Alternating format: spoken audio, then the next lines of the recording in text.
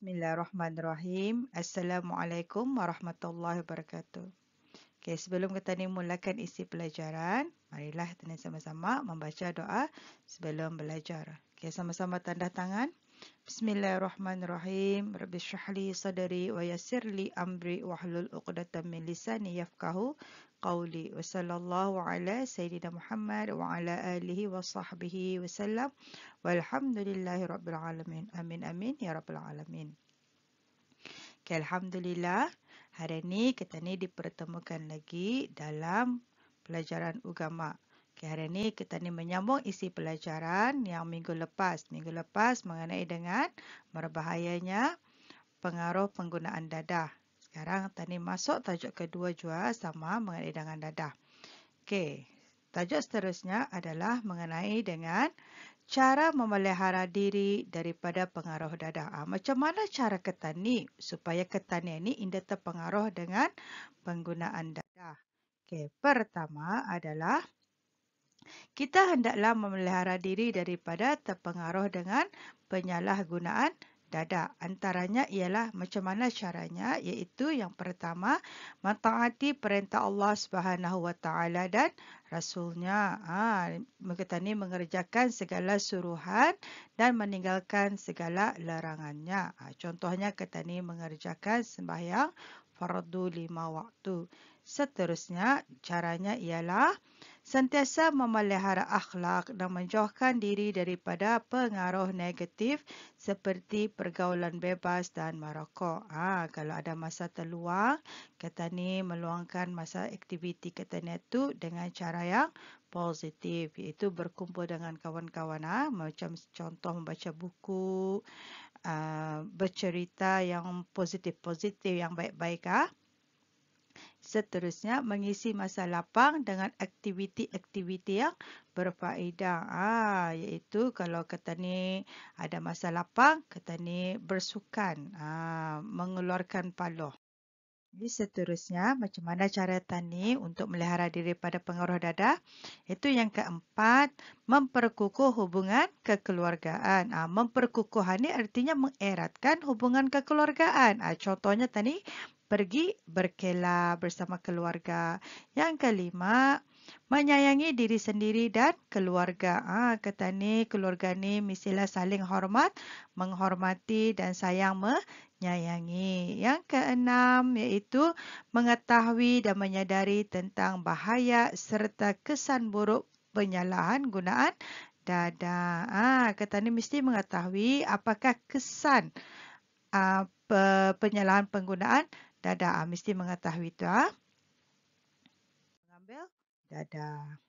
Okey, seterusnya, macam mana cara kita ni kan menghindarkan diri daripada menjadi mangsa sindiket dadah. Macam mana cara kita ni kan mengelak? Okey. Sindiket dadah ialah kumpulan yang menjalankan kegiatan menjual, mengedar dan menyeludup dadah. Menyeludup ni artinya memasukkan dadah ke suatu tempat ataupun ke suatu negeri. Mereka akan sentiasa mencari dan memerangkap mangsa menggunakan tipu daya.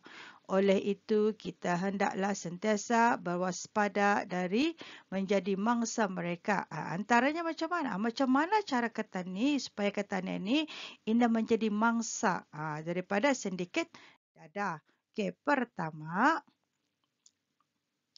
menapis segala maklumat dan pengaruh negatif yang dipamerkan dalam internet atau media sosial. Menapis, kata ni, dah boleh ambil semua maklumat-maklumat ataupun kita ni tidak boleh membagi segala data-data peribadi kita ni kepada internet ni ataupun media sosial. Yang kedua, berhati-hati memilih kenalan dan media sosial yang boleh memperdayakan mangsa. Berhati-hati memilih kawan. Kan masa ini sudah internet ataupun media sosial ini keutamaan.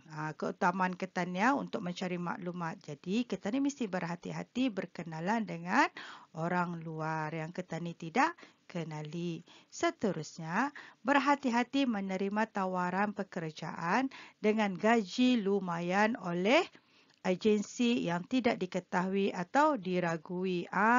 Ni scam.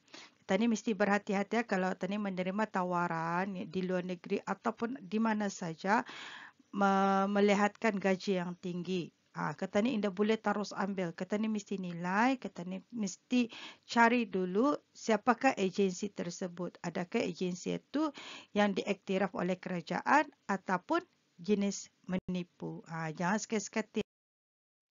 Dan yang seterusnya, yang keempat adalah bagaimana cara kita ni supaya kita ni tidak menjadi mangsa daripada sindiket dadah, iaitu jangan membawa barang atau sebarang bungkusan atau beg milik orang lain tanpa mengetahui isi kandungannya.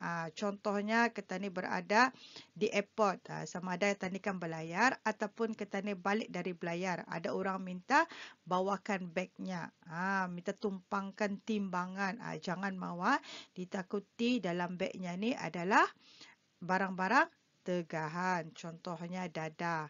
Seterusnya macam mana lagi caranya? Jangan menerima kiriman barang dari pihak yang tidak dikenali. Contohnya tani berada di airport ataupun kita ni berada di mana tempat saja. Sekiranya ada membagi tani barang, jangan mawa pasal tani dah tahu apa yang ada di dalam beg tersebut. Ditakuti barang tegahan. Dan akhir sekali, berhati apabila meminjamkan kenderaan kepada orang lain dan memeriksa terlebih dahulu selepas meminjamkan. Kita ni mesti berhati-hati apabila tadi meminjamkan kenderaan. Apatah lagi kalau orang yang kita ni indah kenali, sama juga. Orang yang kita ni kenali juga, jangan seketi-seketi. Ataupun kalau orang itu minjam dan kita ni mesti periksa apa yang selepas dipinjamkan itu mesti tadi periksa, ditakuti ada kesan-kesan ataupun ada barang tegahan yang tinggal dalam kenderaan kita ni. Jadi akhirnya kita ni mesti berhati-hati apabila kita ni bercakap di media sosial, berkenalan dengan orang lain. Na'udzubillah min zalika, semoga kita ni dihindarkan daripada perkara-perkara yang tidak baik.